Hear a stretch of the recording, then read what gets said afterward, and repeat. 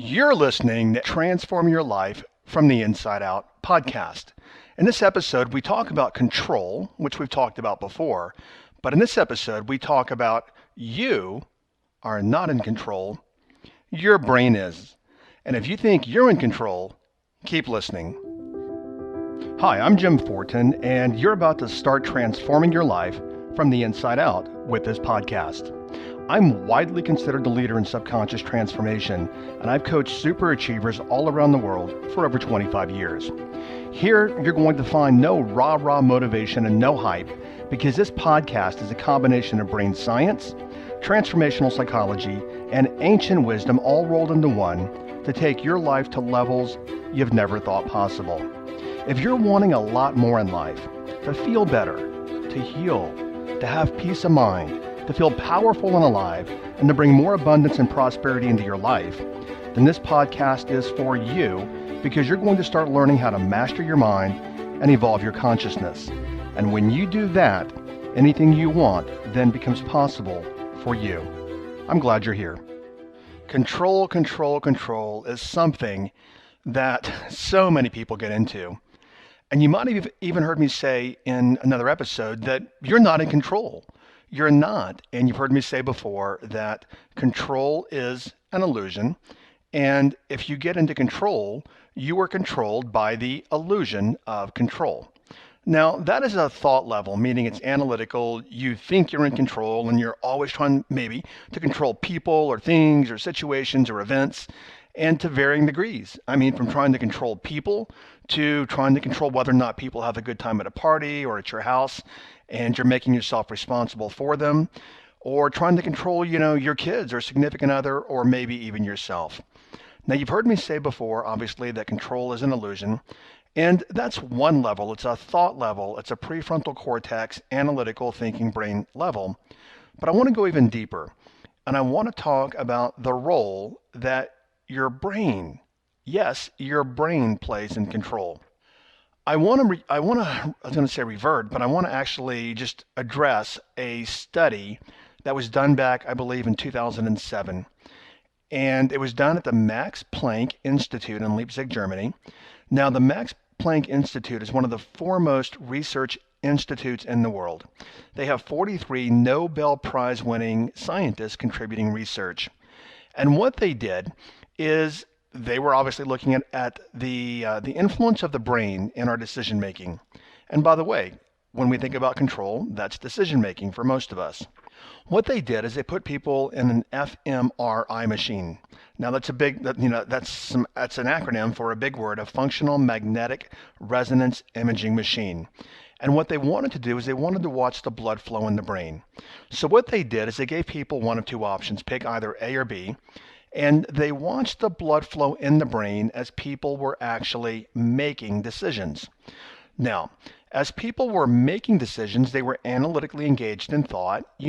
Should I pick A? Should I pick B? Maybe A's better. Maybe B's better, etc. But what they watched was the blood flow in the brain as the person was actively engaged in the analytical process of making a decision. What they discovered was groundbreaking. I mean, it's amazing. But by watching the blood flow in the brain, what they discovered is that they could predict with great accuracy the decision that the person was going to come to, whether it be A or B, based upon watching the blood flow in the brain. Further, and this was groundbreaking, what they recognized is that you, me, all of us, your brain makes your decision for you a full 7 seconds before you actually even analytically make a decision, which means that you, air quote, you think you're making a decision and you're analyzing and contemplating and all this, but that decision has already been made for you by your brain. So it's interesting that I also did an IG, an Instagram Live today, and I talked about habits today. And I said on that live, and I've said here before, is that you don't get what you want in life. You just don't. I mean, think about all the things that you want, whether it be a new car, a new job, a new boyfriend, a new girlfriend, all these things that you think that you want. And you don't get what you want because, see, wanting is prefrontal cortex, analytical part of the brain. What you get is you get your habits. And there's an episode on it here. I believe it's episode number 5. So you get what your habits are.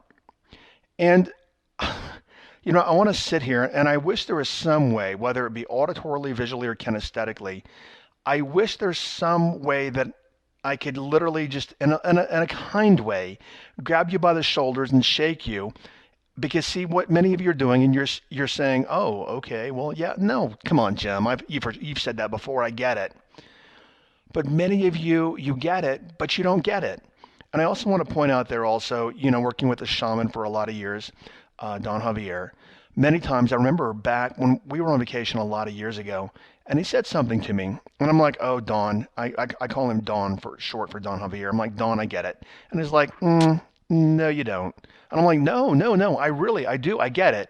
And he's like, "No, you don't." And I'm like, and he's being very kind and kind of grinning, and I'm like, "No, really, I get it." And he's like, "Okay, but you don't."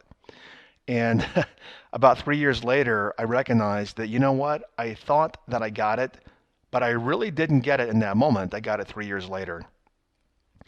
The reason that I'm telling you all this is I want you to get, and we're going to tie this back to control in your brain. I want you to get that, and I want you to please understand, is that your habits, it's your habits that create for you. And every single thing that you have in life and every single thing that you don't have in life. Now consider that again. I'll say it again.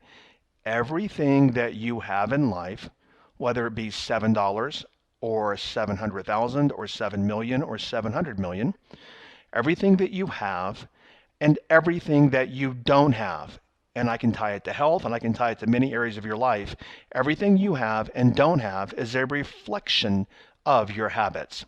Now, when I say everything, I'm going to give a little leeway there in that somebody could say, well, I have XYZ health condition. That's not a matter of habits. Whole different podcast.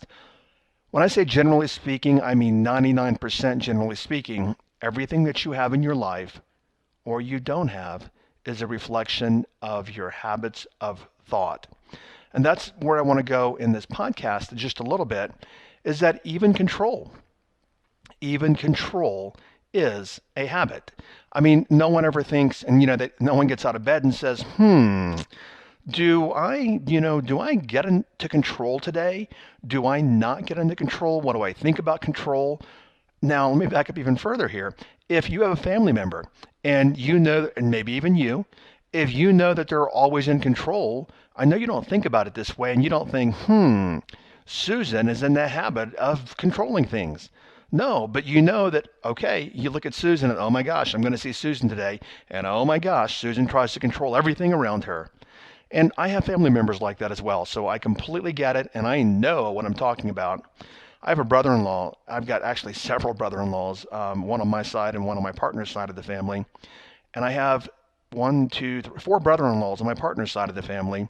And they're all engineers, except one. And one of my brother-in-laws has to control, and I mean has to, everything. Every single thing in his environment and people around him must be controlled. But what I want to point out is that he learned control as a small child. And then what he did is he habituated it. I don't know if I enunciated that properly, not habituated it, but habituated, like a habit. It just became a habit for him. Now he lives in this like prison of control, and it's all habits that he learned many, many years ago. Very, very quickly here, because there is an episode on habits, but habits literally they're housed by the reptilian part of the brain, and they're created for multiple reasons, but the main reason is a survival mechanism, or one of the main reasons, let me put it that way, and to save energy. What I mean by that is, and an example I use all the time, is imagine if you, if you had to learn to ride a bike every time you wanted to learn to ride a bike. You learn to ride a bike, I think all of you, like I did, by getting on it as a kid. And back then, we didn't even have helmets back in the 70s, in the early 70s. You hop on a bike, you fall off, you hop on a bike, you fall off, your dad's yelling at you, pedal faster, pedal faster, pedal faster, pedal faster. And you learn through repetition, which is actually how we learn, is through repetition. but you learn through habit and then you habituate it. And then after you've learned to ride a bike, you don't walk out like me or, my brother and sister and I used to throw our bikes on the front porch and in the front yard. You don't walk out and pick up a bike and go, how do I ride this? How do I get on this thing? You hop on it, and the old phrase is it's simply like riding a bike. That's because it's habitual, and the brain stores neural pathways to actually reinforce habits that you've learned. So, when we look at habits, please take this to heart and just wherever you are, just stop for a second. Even if you're in traffic, and I don't mean stop in traffic physically, but stop and just ponder, fully consider. Let's take some time here. Fully consider. Whatever car you're driving, whatever house you're living in, whatever office place you're sitting in, you look at your bank account, you look at your body for the most part, every bit of that is an external reflection of something internal, which is a habit. And obviously what stands to reason here is if you want more in life, it's not about wanting more. It's not about the analytical. It's about actually creating the habits to actually create the outcomes that you want. Now, let's look at control and the brain for a second. And by the way, we're not going all deep dive neuroscience or any of that. But a phrase that I use is to cake or not to cake. And yes, I said the word cake. So let's say, for example, that you're sitting there in a restaurant and the dessert tray, rolls by, and you're looking at that cake, and you're a person who eats cake because you also have it in your identity, and you've eaten chocolate cake for a lot of your life. What happens is to cake or not to cake, the prefrontal cortex analytical part of the brain says, nope, you're not going to fit into your size 6 anymore. You're on a diet, or your suit's not going to fit anymore. Your shorts or whatever. The prefrontal cortex analytical part of the brain is saying, no, no, no. This is the power of habits and even in control. So what you try to do is you try to control having to cake or not to cake. And you start talking to yourself about, nope, I'm not going to do it. I've got willpower. And then before you know it, the more you think about cake, the more you're wanting cake. And this is also called compounding. And then guess what? The tray, I'm laughing because the dessert tray passes by and you call the waiter back and guess what you order? You order cake. What I want you to notice with this example is the amount of control that you tried to exercise, because people will say things like, I have no self-control. What I want you to notice here is it's not about control. It's about habits.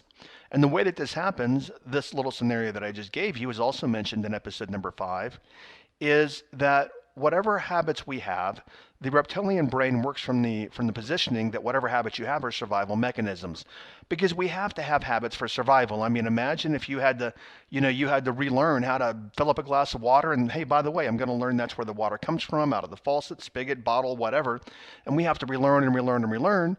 I mean, we spend an entire lifetime relearning basically how to eat, walk, everything. So the reptilian brain, the way that it views habits is survival mechanisms. And because it views our habits as survival mechanisms, even what we deem as negative habits or counterproductive, like smoking and things of that nature, what happens is the brain gives us, the reptilian part of the brain, gives us urges, which are emotional, and it gives us urges, which come from the reptilian part of the brain, and then they become emotional. And then what happens is we get into a reptilian brain and a limbic system, which is a mammalian brain, fight against the prefrontal cortex, the thinking part of the brain. In simple English, what that means is the thinking part of the brain starts fighting the emotional part of the brain. And do I have to tell you what happens when, and by the way, we think it's us, we personalize it saying, oh, me, I'm thinking XYZ. No, different parts of your brain are doing different activities. So what happens is the reptilian part of the brain is going cake, cake, cake, cake, cake. We want cake. I want cake, cake. And the prefrontal cortex thinking part of the brain is going no, no, no. And because it might be a habit to eat cake or to eat sweets, what happens is the prefrontal cortex, the reptilian part of the brain engages the limbic system, which is the emotional part of the brain, And like I said, I don't have to tell you what happens when you get in a tug of war between something emotional and something rational, or not even rational, something analytical. What happens is that the analytical part of the brain and thought process always loses to the emotional thought, which originate with the habits which originate in the reptilian part of the brain. Whew, that was a mouthful, but what I want to share with you, make it really simple, is your emotions are stronger than your analytical thought. So what I want you to focus on is stop trying to control things in your life, because you've heard me say before, a whole episode, you can't control squat in your life. And you've heard me say before that you can't even control your own thoughts. And I see a lot of motivational speakers and they'll say things like, control your thoughts. And by the way, I did put out a video a long time ago that said control, and I had the word control, but that was simply for marketing purposes because it was simpler to explain that way in case anybody sees that and says, hey, Jim, yeah, but what about?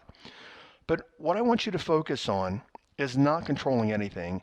I want you to focus on your habits. Now, I don't know when you're going to listen to this episode. And by the way, if you're new here, welcome. And if you're new here, like you hear me say every 3, 4, 5 episodes, go back to the beginning, start episode number 1, and start listening there.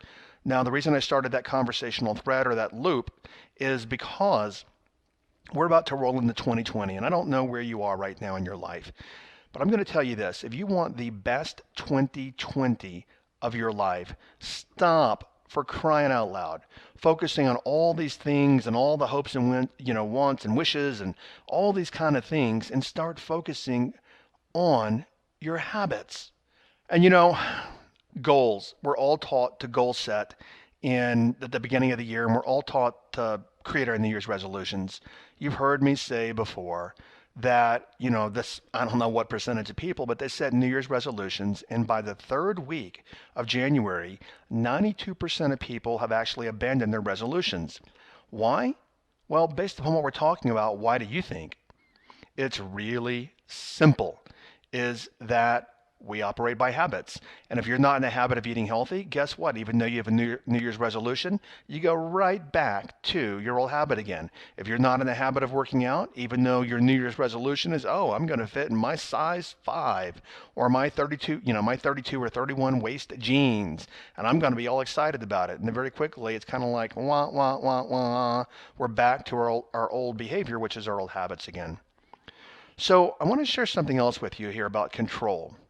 I'm not sure if you put this together in your mind yet, though I did allude to it, and I want to reference it again, is that if you are at a, air quote, if you are, actually that'd be N, no, anyway, vowels and consonants, all that. Anyway, I'm thinking here, and when I get lost in thought, I just keep on going. Oh, I want to point out also, somebody had said over on Instagram what they liked about the podcast is that it's really unfiltered to a large degree, and I make mistakes all over the place. I mean, geez, guys, like Martin Luther King said, it doesn't matter how you say, just say it. And I fumble all over the place, and I have sentence fragments, and I've got dangling participles all over the place, and I'm not using the right tense at certain points. And ironically, off topic, many years ago out of college, I was a phenomenal writer, and I was even offered a job on the staff of a United States senator for my ability to write. And my job was to write correspondence to constituents. I mean, low-level job. But it was on my ability to write and to write, correctly. In this day and age, I mean, it's a train wreck. But you know what? I put out what I put out. So I'm telling you that just as an ancillary note, is if you've got something to say and you can help people, stop worrying about all the mumbo jumbo and how good you're going to look and whether or not people are going to judge you. Anyway, where I was going there is if you are a control freak, quite literally, you are in the habit, because your brain is doing it for you, you are in the habit of being a control freak. Because all of our habits come from the reptilian part of the brain, which is where the habits are stored.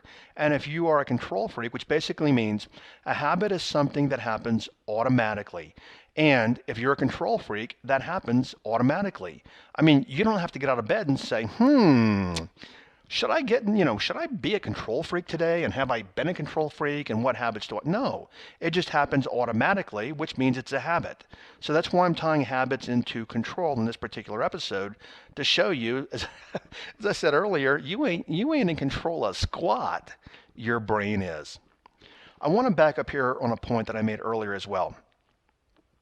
Some people have said, I don't buy the science because that means we have no free will. And I've even heard some people try to make that argument. And no, we do have free will. What the study has also shown is a split second before we execute a habitual behavior, we can actually, in that split second, redecide not to do the habit.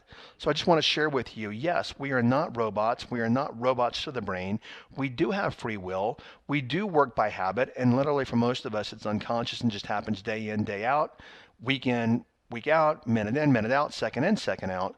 But we do have the opportunity, that split hair second before we execute a behavior, to analytically think through what we may or may not do. Okay, so you've heard me say before as well, is stop changing the mindset. See, a lot of you, anytime that you say you want to change your mindset, is that what you're really saying is you want to control your brain set, which comes from the reptilian part of the brain. And I'm going to share something with you here also. Some of you guys might get some pushback, give me some pushback, and that's okay. But what I want to share with you, and I also did an episode on this, is about how beliefs can be completely worthless and how beliefs can keep you trapped. Because on the opposite end of the spectrum, there's a book many years ago, I believe written by Claude Bristol, that said that, I think it's called the Magic of Beliefs. Yeah, beliefs can be magic, but they also keep the majority of the population all around the world trapped. Now, the reason I'm doing this is, if I said, do you believe you can make $100,000 a year? You're probably going to say, well, yeah, I look around me and I believe, and I'm going to emphasize, I believe I can do that. I know I've told this story here somewhere in the podcast, but I was at a big multi-level event years ago. I was a speaker. It was a very large multi-level marketing company.